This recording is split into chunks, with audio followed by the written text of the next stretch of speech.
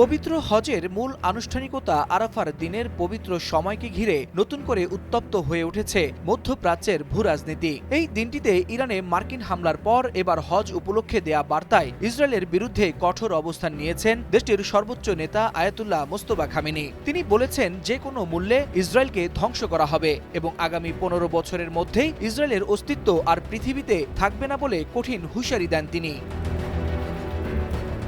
ইরানের গণমাধ্যমে প্রকাশিত হজ বার্তায় মোস্তফা খামেনি দাবি করেন, ইসরায়েল একটি অস্থিতিশীল জায়নবাদী শাসন এবং ক্যান্সার সাদৃশ্য টিউমার, যা তার শেষ পর্যায়ের দিকে এগিয়ে যাচ্ছে। তিনি আবারও বলেন, ইরানে আবারও আগ্রাসন হলে স্থল, আকাশ ও সমুদ্র পথে ক্ষেপণাস্ত্র ও ড্রোন সক্ষমতার মাধ্যমে যুক্তরাষ্ট্র এবং ইসরায়েলকে চূড়ান্ত লক্ষ্যবস্তুতে পরিণত করা হবে।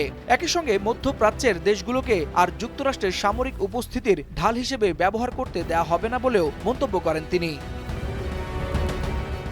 মোস্তফা খামেনির বার্তায় আরও বলা হয়, আঞ্চলিক দেশগুলোর অভিন্ন সক্ষমতা রয়েছে যা ভবিষ্যতে নতুন বিশ্ব ব্যবস্থা গঠনে ভূমিকা রাখতে পারে। পাশাপাশি আমেরিকার মৃত্যু এবং ইসরায়েলের মৃত্যু স্লোগানকে ইসলামী বিশ্বের ঐক্যের প্রতীক হিসেবে তুলে ধরা হয়। এর আগে হজের দিনে ইরানে মার্কিন হামলার ঘটনায় 3 জন আইআরজিসির সদস্য নিহত হওয়ার খবর প্রকাশ করে ইরানের স্থানীয় সংবাদ মাধ্যম।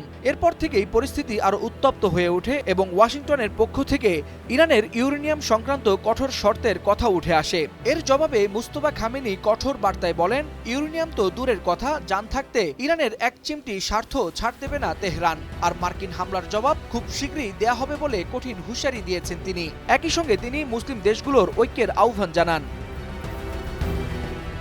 সামাজিক যোগাযোগ মাধ্যমের এক পোস্টে মোস্তফা খামেনি বলেন, ইসলামী দেশগুলোর উচিত পারস্পরিক সহযোগিতা ও ঐক্যের মাধ্যমে পুরো অঞ্চলের সমস্যা সমাধান করা। এই বার্তাকে ঘিরে নতুন করে আলোচনায় এসেছে আব্রাহাম অ্যাকর্ডস ইস্যুও, যেখানে কিছু মুসলিম দেশকে ইসরায়েলের সঙ্গে সম্পর্ক স্বাভাবিক করার আহ্বান জানায় মার্কিন প্রেসিডেন্ট। এমন বাস্তবতায় আঞ্চলিক নিরাপত্তা পরিস্থিতি নিয়ে উদ্বেগ বাড়ার মধ্যেই সৌদি আরব সহ কয়েকটি দেশ তাদের আকাশ প্রতিরক্ষা ব্যবস্থা আরও জোরদার করে। বিশ্লেষকদের মতে এটি সম্ভাব্য বড় ধরনের সংঘাতের প্রস্তুতির ইঙ্গিত দিচ্ছে।